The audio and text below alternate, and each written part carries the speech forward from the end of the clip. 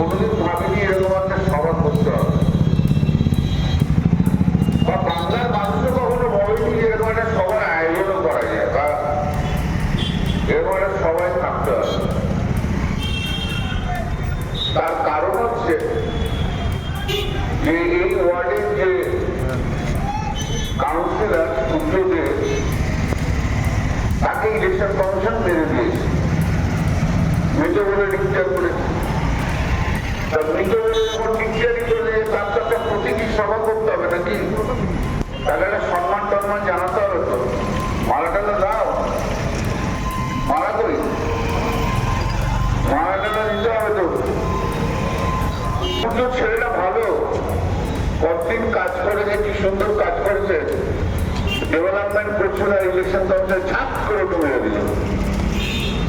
আমি তো জানতাম এতদিন ধরে জমের হাতে ক্ষমতা, ভগবানের হাতে ক্ষমতা ছিল, যে কে কাকে মারবে, কতদিন কাকে জন্মাবে।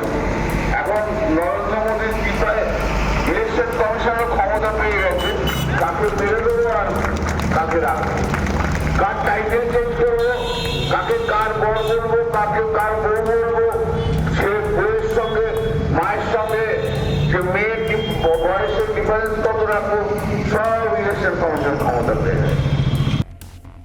ফলো করুন সংবাদ প্রতিদিন ডিজিটাল।